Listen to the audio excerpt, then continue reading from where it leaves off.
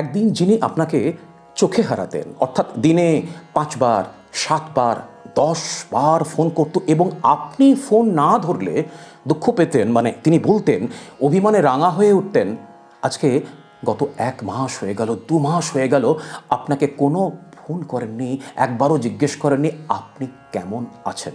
খুব দুঃখ পাচ্ছেন তো, কষ্ট পাচ্ছেন তো, স্বাভাবিক। আর আপনি ভাবছেন যে আমি কি এতটাই অপ্রয়োজনীয় হয়ে গেলাম, আমি কি সত্যি মূল্যহীন? কষ্ট পাবেন না, আপনি মূল্যহীন নন, আপনি অপ্রয়োজনীয় হয়ে যাননি। আপনি যেমন মূল্যবান ছিলেন আজও তেমনই মূল্যবান আছেন। তাহলে হয় কেন এমন জীবনে? আলোচনা করব আজকের ভিডিওতে। নমস্কার, আমি পুরুষোত্তম, দর্শনে শান্তিতে সকলকে স্বাগতম।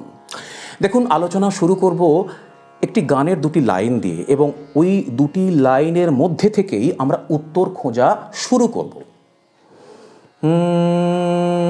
আমি আজীবন শুধু ভুল করে গেছি, আমি আজীবন শুধু ভুল করে গেছি। রাত্রির কাছে সূর্য চেয়েছি, লেখা স্বরলিপি আশা করে গেছি।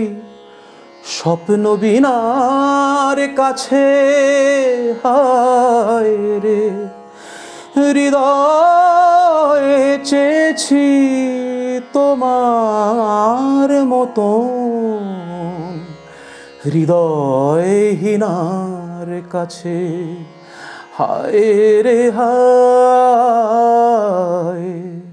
ঠিক এটাই হয়।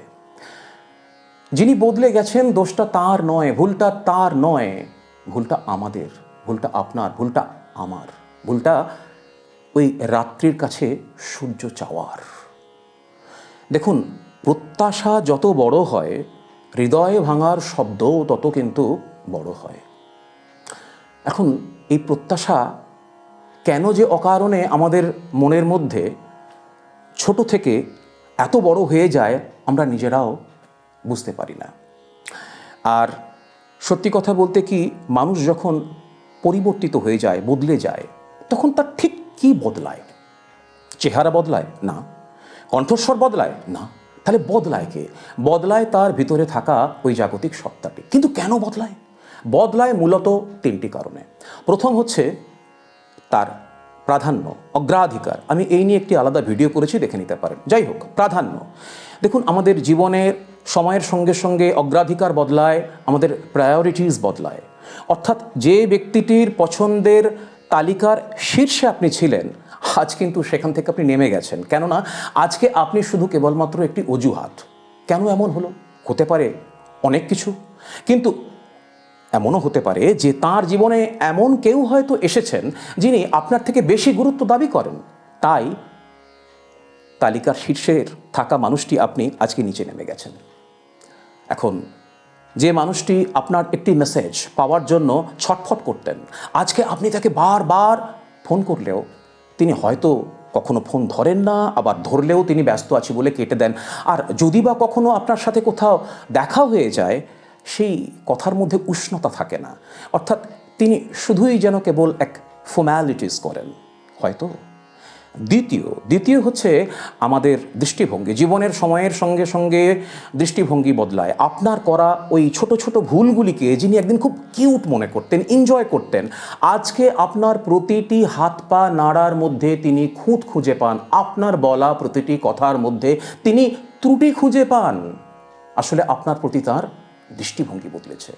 তৃতীয় যে বিষয়, তৃতীয় যে কারণ, সেটি হচ্ছে আমাদের সহনশীলতা।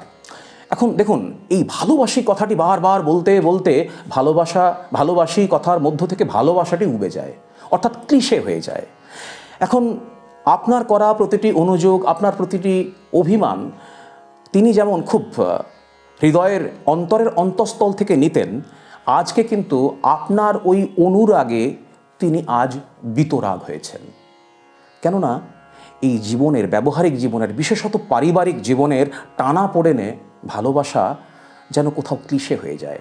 আমি কিন্তু সবার কথা বলছি না, আমি বলছি সেই সব মানুষদের কথা যাদের জীবনে এরকম ঘটেছে, কিন্তু এমন অনেক সম্পর্ক আছে যারা সারা জীবন একে অপরের সাথে খুব সুন্দরভাবে তারা জীবন কাটিয়েছেন।